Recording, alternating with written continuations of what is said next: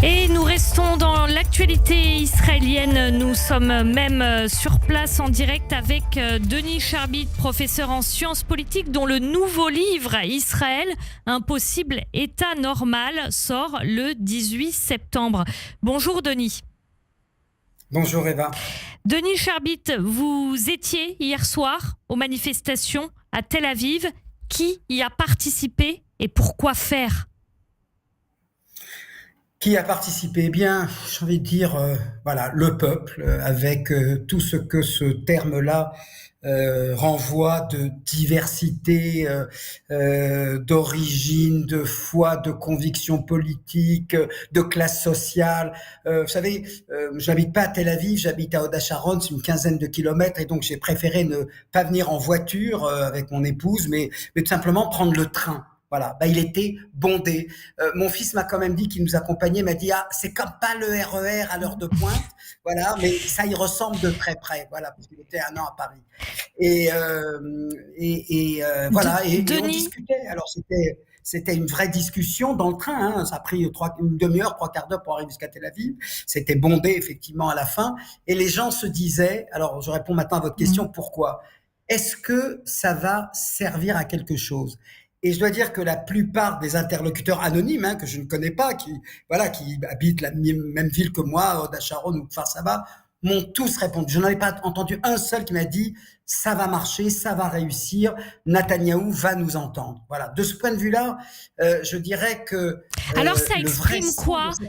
Justement, qu'est-ce que ça exprime quand on va dans une manifestation et qu'on sait que sur le fond ça ne changera rien et la mobilisation a été très importante ? Qu'est-ce que ça dit ? Ça dit deux choses. D'abord, ça dit effectivement, d'abord et avant tout, la rupture, le clivage, le divorce entre un gouvernement qui nous apparaît, à tort ou à raison, hors sol, voilà, qui ne nous entend pas, qui ne nous entend plus. Il faut bien comprendre, pour beaucoup d'entre nous, pas pour tous, pour beaucoup d'entre nous, ça fait déjà depuis janvier 2023, nous sommes en septembre 2024, ça fait déjà près de 19 mois que nous allons manifester.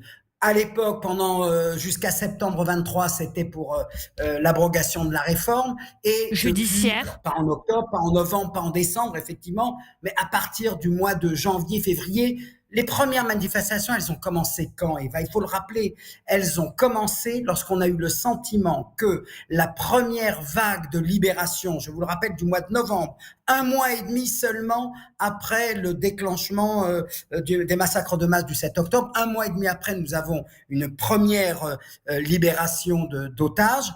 Et donc, on s'était dit, ça va prendre 1 mois, 2 mois, ça va être plus important, ça va prendre plus de temps, et c'est normal. Pourquoi ? Parce que le Hamas, qui n'est pas bête, il est tout ce qu'il est, tout ce qu'on a dit tout à l'heure, tout ce que Simon Serroussi, que je connais bien, a dit, organisation terroriste, etc. Mais enfin, ils connaissent très bien la situation, et ils savaient très bien que pour cette deuxième vague de libération d'otages, c'est pas des otages contre des prisonniers palestiniens, c'est un cessez-le-feu.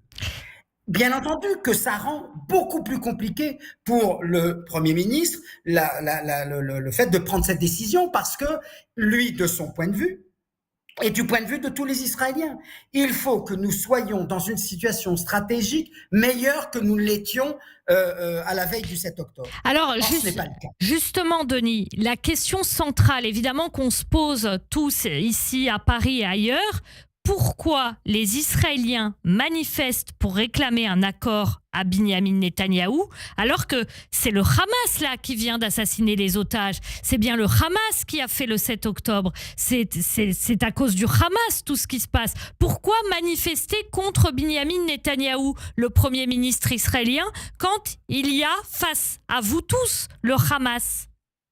Alors, premièrement, et c'est très important de le préciser, nous sommes allés manifester en signe de solidarité avec les otages encore survivants.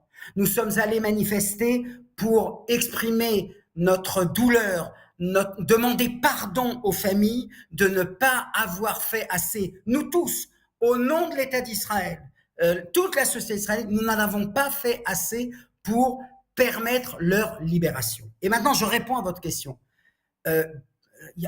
L'idée de faire une manifestation contre le Hamas, je veux dire, elle tombe sous le sens. Enfin, je veux dire, ça n'a aucun sens. Tout le monde manifeste tous les jours quand il respire contre le Hamas. Il n'y a pas un d'entre nous en Israël qui est pro-Hamas. Ça ne veut absolument rien dire. Quand Netanyahou dit aujourd'hui, c'est quand même triste de se rendre compte que la moitié des Israéliens soutient Sinoir dans sa revendication de garder l'axe de Philadelphie. Mais voyez comment on est insulté. Moi, je me suis senti insulté quand j'ai entendu ce propos-là.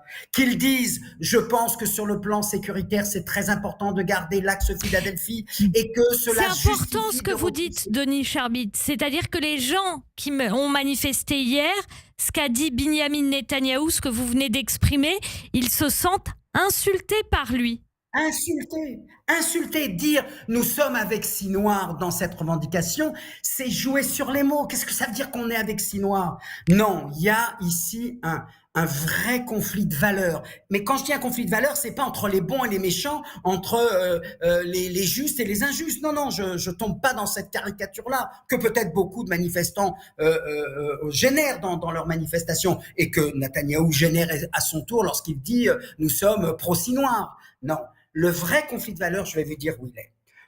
Et c'est un vrai dilemme. Et je disais dans un groupe WhatsApp auquel je participe, où il y a des gens de tous bords, je disais, c'est un dilemme cornélien. Hein. En France, on sait ce que c'est Corneille, donc c'est un dilemme cornélien. C'est pas facile de dire, on arrête, on négocie tout de suite et on relâche les otages, ou bien de poursuivre la guerre. Les deux ont des prix importants.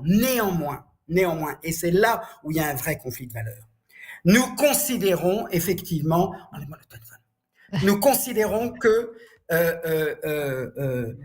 Israéliens, le contrat social que passe l'État d'Israël avec ses citoyens, c'est vous n'êtes pas des soldats, vous êtes des civils et je dois tout faire pour vous sauver.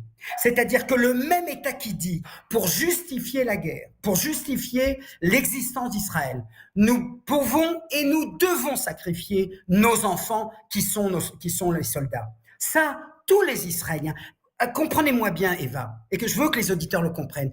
Personne ne fait aujourd'hui une manifestation pour dire arrêtez la guerre pour nos soldats. C'est pas ça. Nous voulons libérer les otages, c'est un devoir, c'est un impératif, et si pour respecter cet impératif, il faut arrêter la guerre, alors arrêtons la guerre. C'est pas la même chose, c'est pas une manifestation pacifiste, c'est pas la guerre, c'est pas bien, alors on l'arrête. Nous avons mené depuis le 7 octobre cette guerre avec un boulet qui s'appelle les otages. C'est un fardeau. Faire une guerre quand on a des otages, c'est très difficile. Mais quand on sent qu'il n'y en a plus 150, mais qu'il n'en reste plus que 101, et qu'il y en avait 106 il y a 3 jours, on se dit, et vous savez, je vais vous faire une comparaison très hasardeuse. C'est comme quand Camus parlait, entre la justice et ma mère, je choisis ma mère. C'est pas parce qu'il préfère sa mère à la justice, c'est parce qu'entre des personnes vivantes, qui sont des civils, et la justice, et dans notre contexte, la sécurité, la guerre, l'avenir d'Israël, eh bien, beaucoup pensent, plus que la majorité du pays pense, que la priorité, l'impératif, et celui que la Bible également nous ordonne, c'est d'abord de libérer les captifs. Et pas les soldats. La soldat, on pourra continuer de la faire, mais libérer des civils. Merci beaucoup, Denis Charbit, professeur en sciences politiques. Votre nouveau livre, Israël, impossible état normal, sort le 18 septembre. On aura l'occasion d'en reparler sur Radio J. Merci beaucoup. Merci.